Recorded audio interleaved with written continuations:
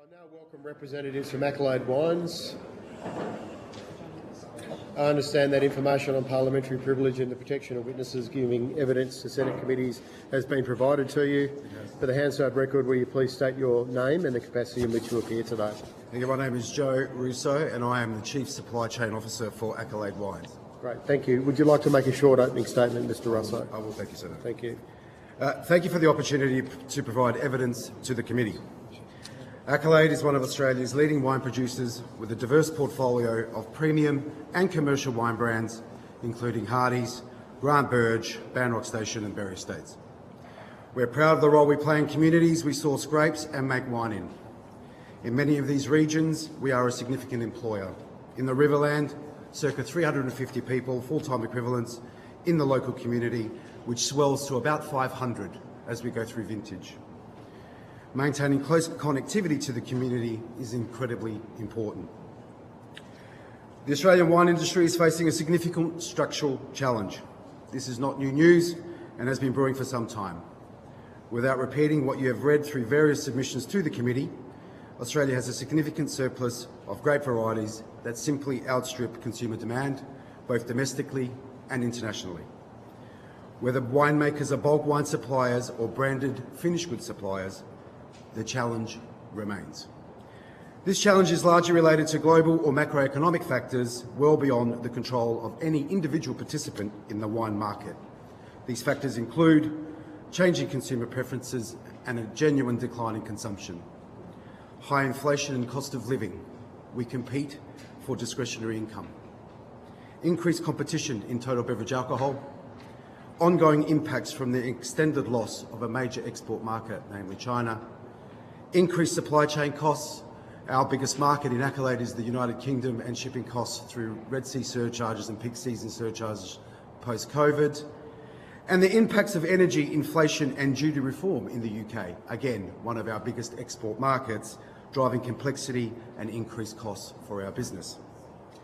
Individually, each of these could be managed within the value chain. The biggest challenge we've got is they've all hit us simultaneously.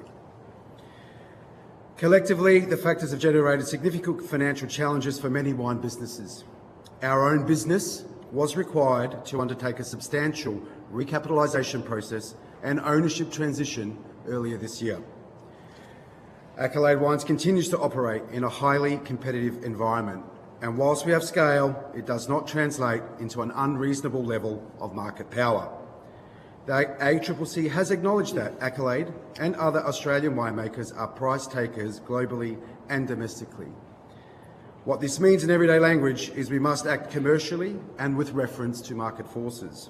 The competition between winemakers is intense, and we simply do not have the ability to unilaterally set grape prices for grape growers or pricing for consumers.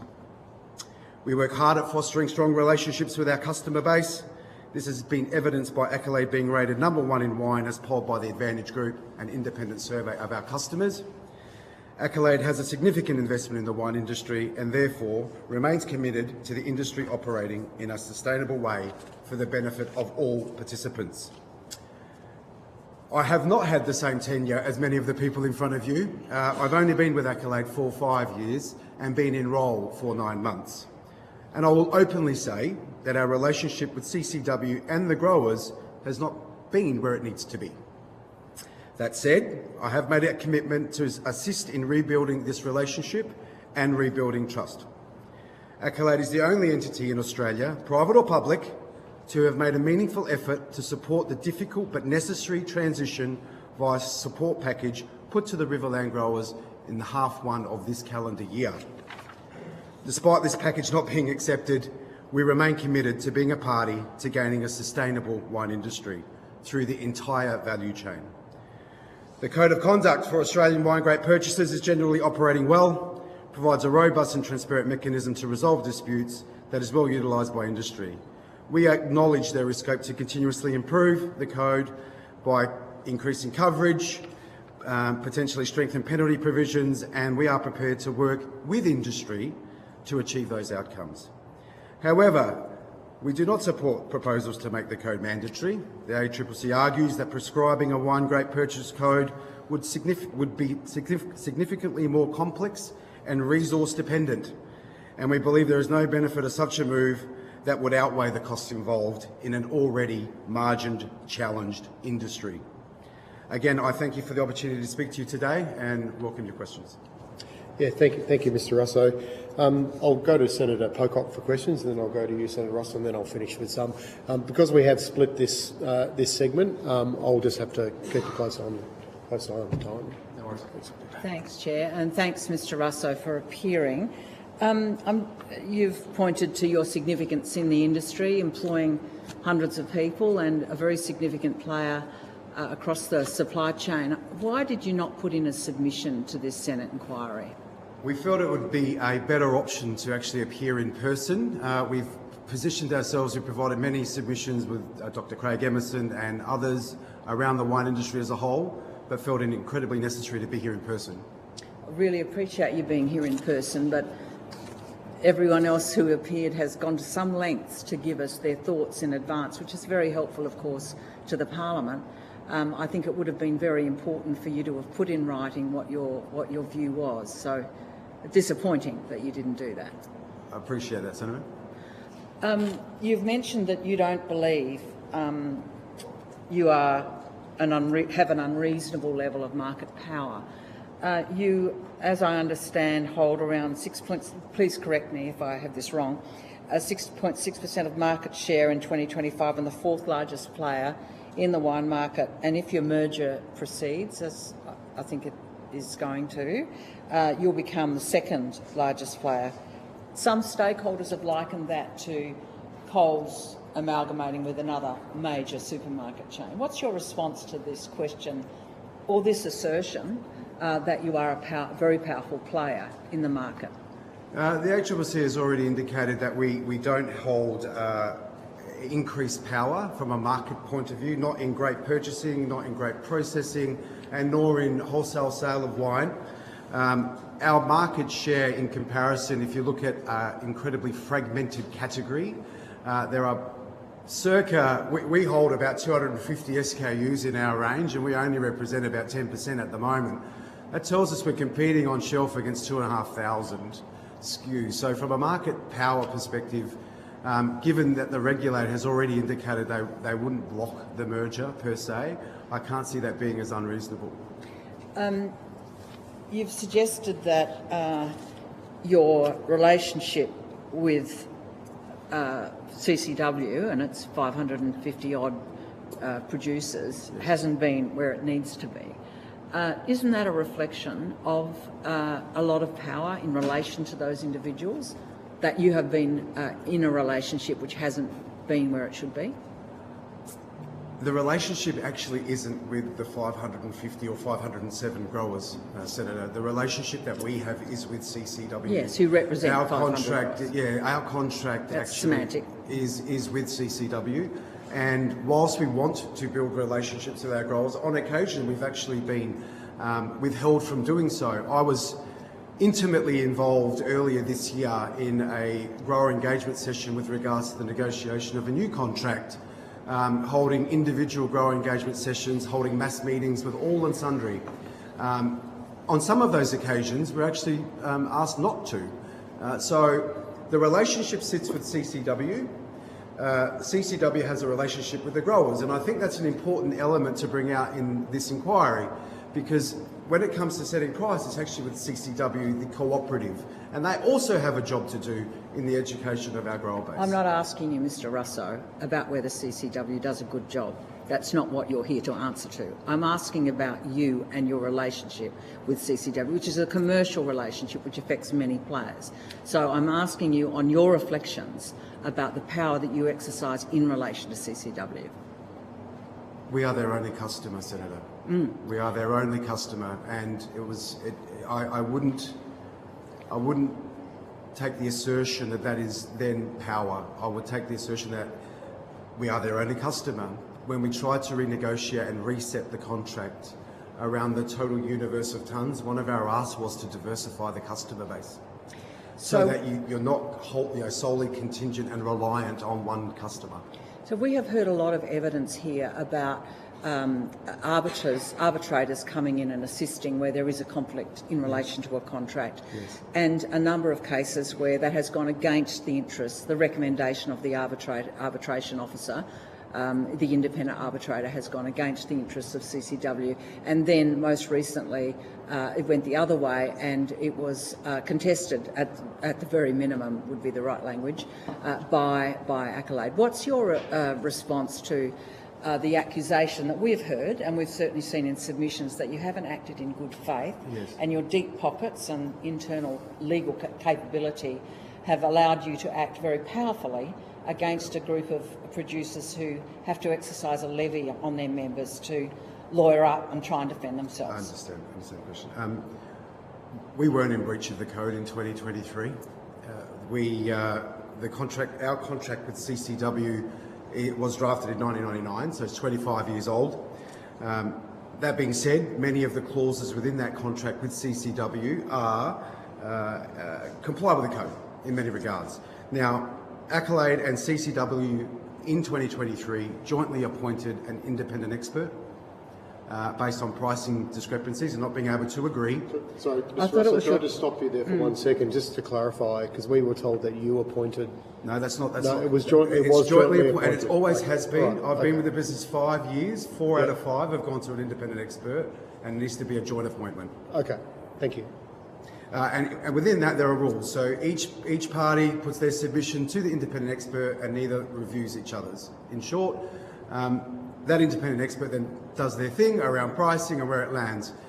Now, I can't go into what happened post that initial independent expert because it's subject to confidentiality privileges. But what I can say is that we did not breach the code nor the contract. I wasn't in the job in 2023, and I do recognise it was taxing, and it's an incredibly unfortunate situation that played out, and I certainly don't want a repeat of that, and I've made that very publicly known with the grower community when I came up and stood up in front of them. Part of it, though, was to try and renegotiate a new contract which better reflected current terms. And I talk about that. The current preferred supplier agreement is evergreen and every berry. Sorry, can you say that again? So evergreen, every berry. There's been lots of questions around the tenure. So the current contract as prescribed is evergreen. There is no end date. And it requires you to take every berry for every variety. We were trying to fix that to reflect modern supply and demand. And hence the package that was put forward to growers to try and restructure to red grape varietals in the region. Can you tell this committee your approximate level of expenditure on legal representation in relation to that matter? Apologies, I was not in the role at that point in time, and I couldn't tell you. I don't. You could take that on notice if you would. Thank you very much. We've had an estimate given to us in a submission, so if you could correct it and give us the proper figure, that would be very helpful. When you say the relationship has not been where it needs to be, what do you mean by that, and what elements of that relationship do you intend to improve? So we've heard a lot around the data and forecasting elements for grape varietals. One thing I certainly put forward when I've been up here in the first half of this calendar year a lot is the ability to show those and present those forecasts over a 5-year horizon. We create a long-term forecast twice a year based on our domestic and global demand, break that down by variety that we can then provide to the CCW cooperative to give a better steer on what grapes we need and in what quantities. So that's the first element.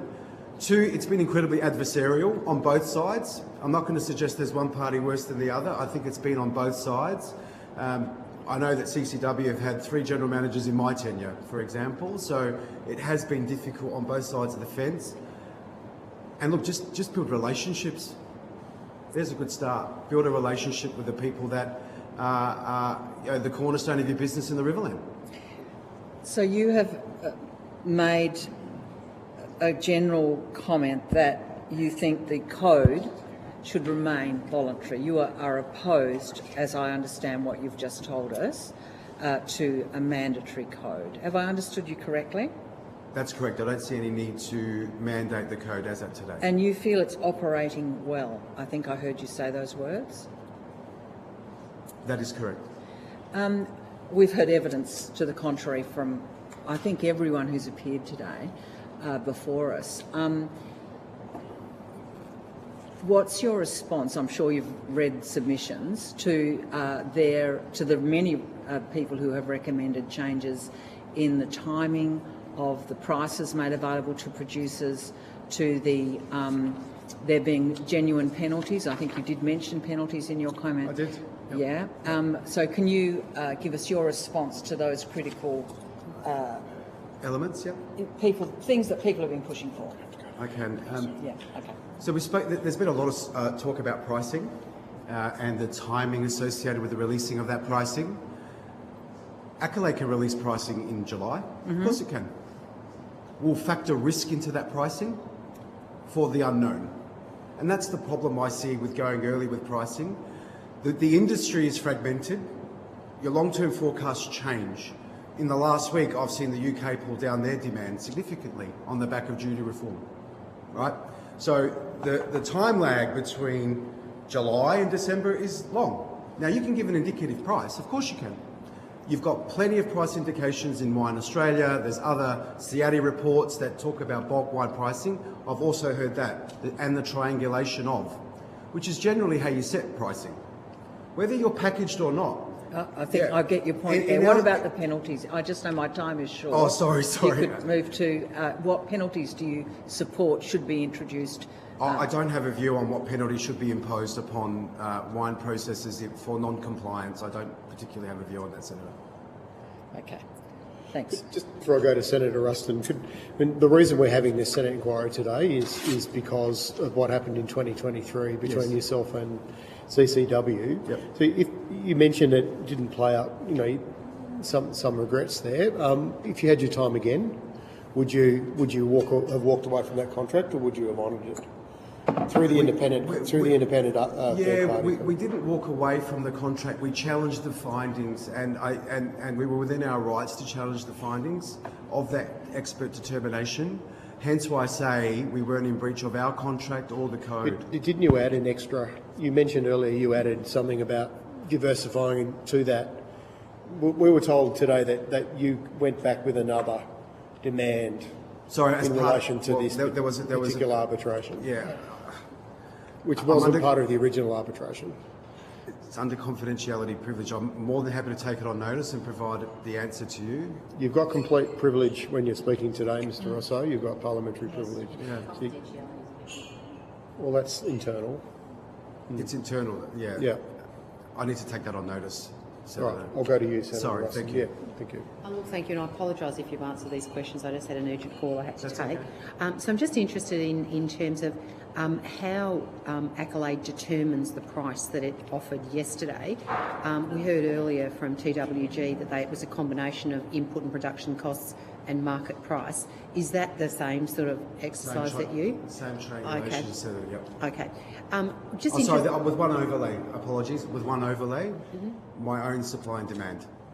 Yep. What I actually need in tonnage versus surplus situations. Whatever I have in surplus, I have to sell in the bulk wine market. Okay, so your own existing company situation. Correct. So in terms of the fluctuation in those determining factors, I mean, you're obviously going to know what you've got in terms of stock. It's something that happens once a year. Yes. So in terms of input and production costs and market pricing, what is the level of fluctuation that occurs, say, between June and December that would not enable you to give better indicative pricing earlier than the second week of December? So from an operations point of view, wine as in our business is circa 50% of total cost of goods. The fluctuation in that, I'm going to say, is within 5 to 10%. You can pretty much put it nearest the pin. If I talk about global wine markets, however, that's the volatility. That's what you do not know, which then influence bulk wine pricing. Yeah. So what sort of volatility would you normally see over a 6-month period?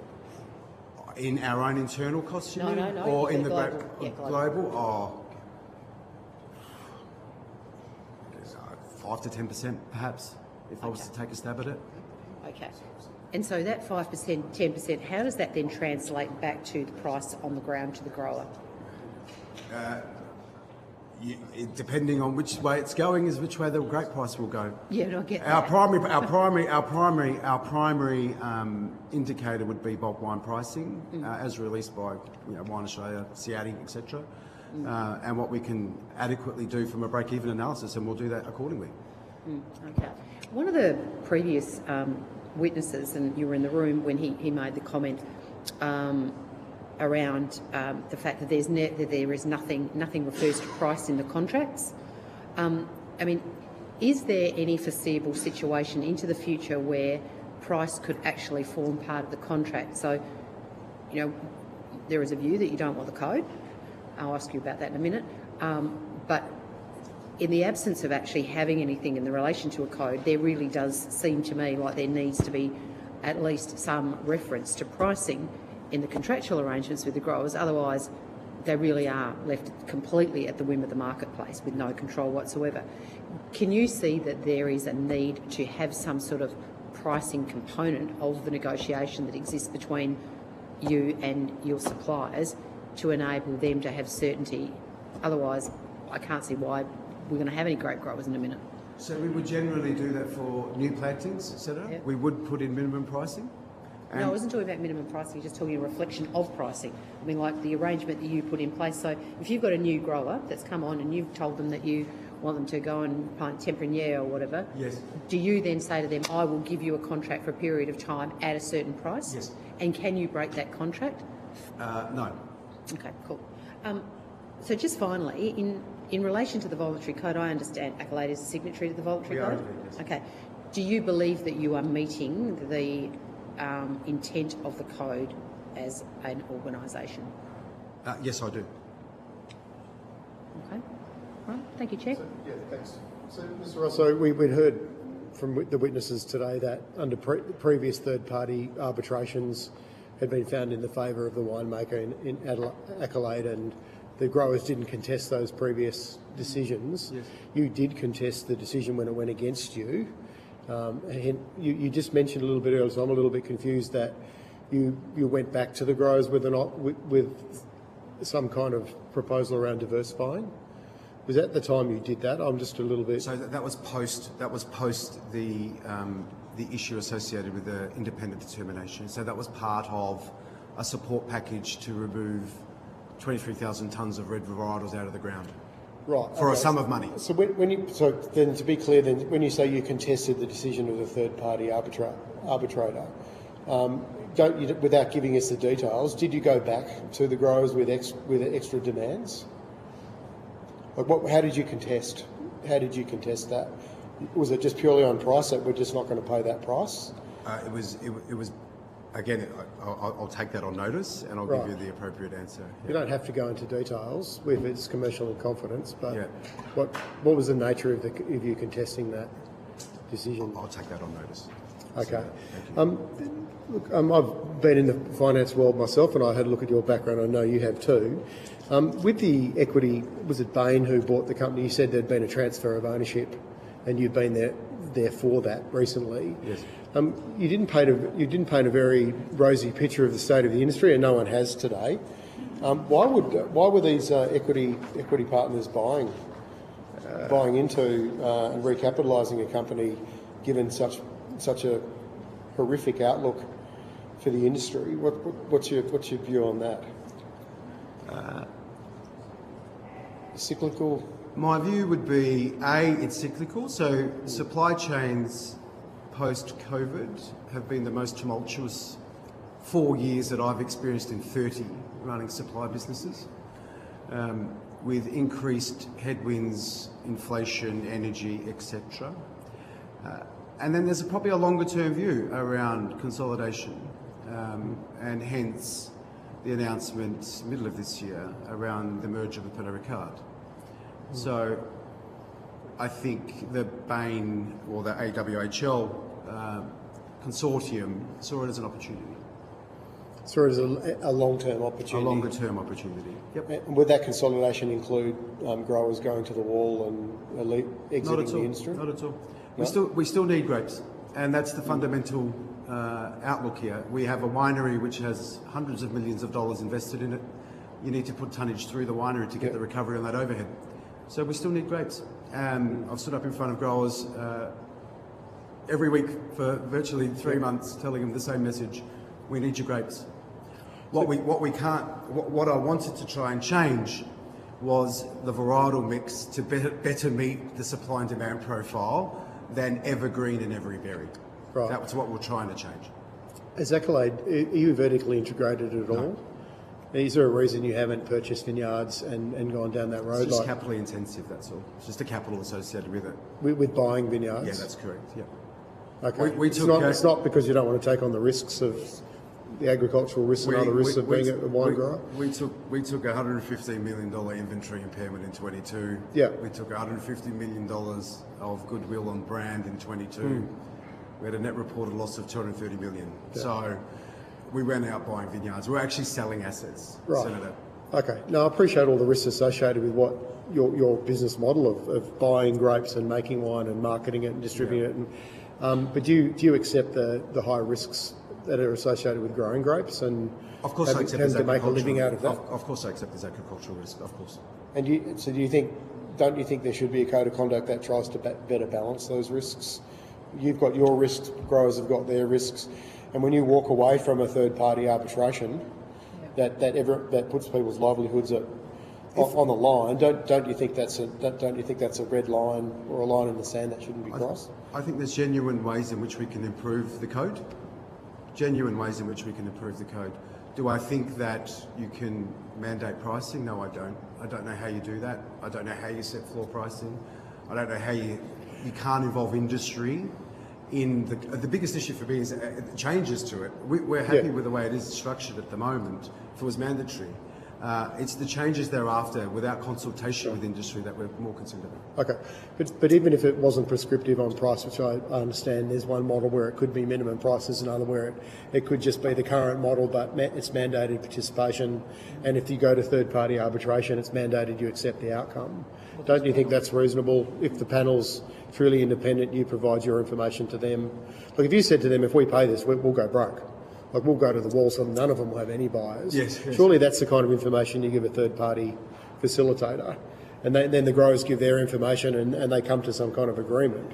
Yeah, Isn't that a good process? And it has been for 3 out of the 4 independent expert determinations that I was It's because it went in your favour. Those 3 out of 4 went in your favour. That's actually not a true statement. It's as not a far true as going statement? in our favour. Right. And in 24, we actually negotiated pricing without going to an independent expert with CCW. So That's this year. That's right now. vintage 24 that just went. Okay. So And we've released pricing yesterday for 25. So if I'm moving really quickly, because That's okay. unfortunately we're going to have to wrap up in 2 minutes. Sure. So in terms of the prices that you've just released, presumably yesterday, Yes. to your growers, Yes. what do you expect the process to be now? Are you able to give us any indication of where the prices have improved for growers? Whether you see, whether you expect this will be contested? So pricing has improved on the weighted district average of 24. Right. So of last year's vintage, they have gone up. We've seen an uptick in whites. We've seen an uptick in reds. You would have heard the bulk wine pricing have a slight uptick. So we're seeing that. We will now go in and negotiate.